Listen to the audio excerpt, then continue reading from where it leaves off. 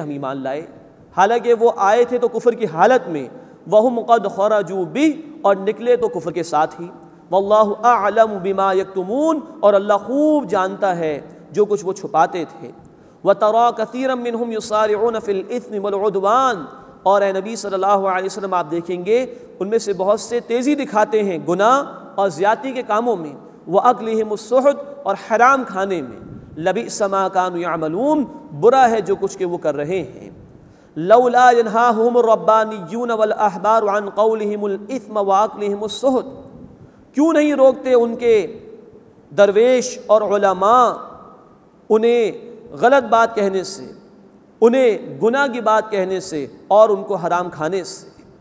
یہ ہے جو علماء کا اصل فریضہ بیان کیا جا رہا ہے، اللہ کے دین پر عمل درآمد کرانے کی دعوت دینا اور خاص طور پر لوگوں کو گناہوں سے روکنے کی کوشش کرنا، یہ اصل فریضہ ہے علماء کا۔ ویسے یہ پوری امت کی ذمہ داری، نبی کریم صلی اللہ علیہ وسلم کی امت کو اسی کام کے لیے پیدا کیا گیا۔ سورہ آل عمران آیت نمبر 110، کنتم خیر امۃ اخرجت للناس تأمرون بالمعروف وتنہون عن المنکر، مسلمانوں تم بہترین امت ہو جنہیں لوگوں کے لیے پیدا کیا گیا ہے، تم نیکی کا حکم دو گے، برائی سے منع کرو گے۔ لیکن نوٹ فرمائیے، اللہ کی کتاب کے اصل حامل، اللہ کی کتاب کو اصل سمجھنے والے علماء ہوا کرتے ہیں، اولین ذمہ داری ان کی ہے کہ وہ لوگوں کو گناہوں سے روکنے کی کوشش کریں۔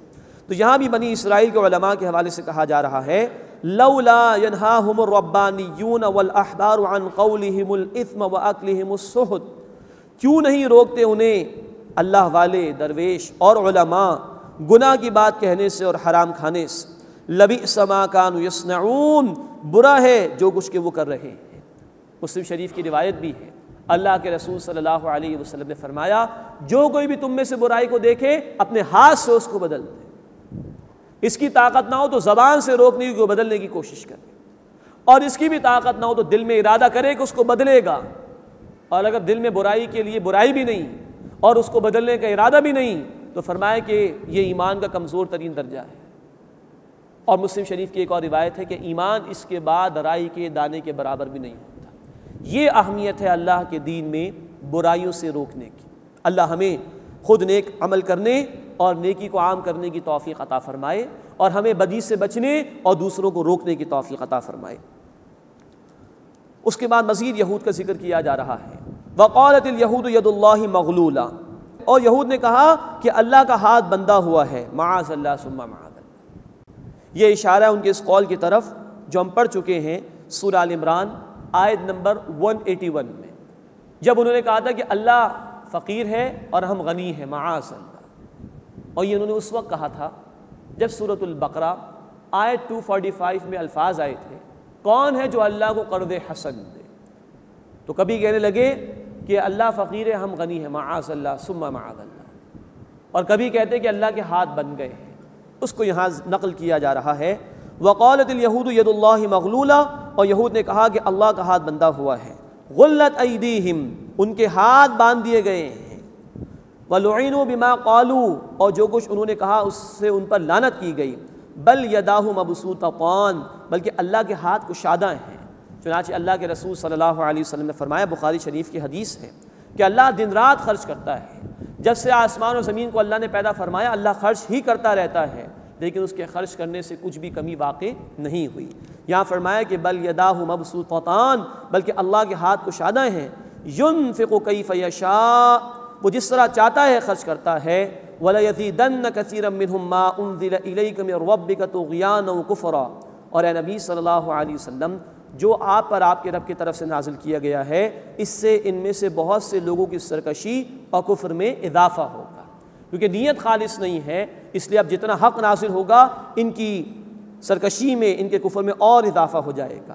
وَأَلْقَيْنَا بَيْنَهُمُ الْعَدَاوَةَ وَالْبَغْضَاءَ إِلَى يَوْمِ الْقِيَامَةِ، اور ہم نے ان کے درمیان قیامت کے دن تک کے لیے دشمنی اور بغض پیدا کر دیا۔ یہ اشارہ یہود کی طرف بھی ہے کہ ان کے آپس کے قبائل میں بھی اختلافات تھے، اور نبی صلی اللہ علیہ وسلم کے دور میں جب مسلمانوں نے ان کے مختلف قبائل کے خلاف اقدامات کیے تو ایک قبیلے نے کسی دوسرے قبیلے کی مدد نہیں کی، اور یہ اشارہ اہل کتاب کی طرف مجموعی اعتبار سے بھی ہے کہ ان کے درمیان برسہ برس تک اختلافات رہیں گے۔ چنانچہ 20ویں صدی میں ہم دیکھتے ہیں کہ ہٹلر نے 60 لاکھ یہودیوں کو قتل کیا تھا۔ یہ آپس کے ان کے اختلافات ہیں۔ مزید نوٹ فرمائیے کہ عیسائیوں کے اپنے درمیان بھی اختلافات رہے ہیں، ان میں سے بعض کی کچھ کتابوں اور ان کے کچھ حصوں کو نہیں مانتے۔ آئرلینڈ کے اندر برسا برس تک ان کے مختلف فرقوں کے درمیان جنگیں جاری رہیں۔ 2 عظیم جنگیں جو دنیا میں ہوئیں ان میں عیسائی ایک دوسرے کے مخالف بھی صف آرہ رہے ہیں۔ تو فرمایا کہ وَأَلْقَيْنَا بَيْنَهُمُ الْعَدَاوَةَ وَالْبَغْضَاءَ إِلَى يَوْمِ الْقِيَامَةِ، اور ہم نے ان کے درمیان قیامت تک کے لیے دشمنی اور بغض پیدا کر دیا۔ كُلَّمَا أَوْقَدُوا نَارًا لِلْحَرْبِ، جب وہ لڑائی کے لیے آگ بھڑکاتے ہیں، یہ خاص طور پر اشارہ یہود کی طرف۔ کئی جنگیں جو مشرکین نے لڑی انہوں نے ہی بھڑکانے کی کوشش کی تھی، خاص طور پر غزوہ احزاب کے موقع پر بھی انہوں نے سازش کی۔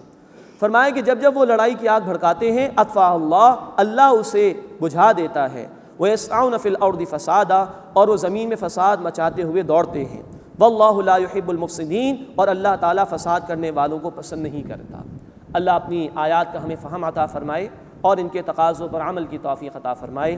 وآخر دعوانا ان الحمد للہ رب العالمین۔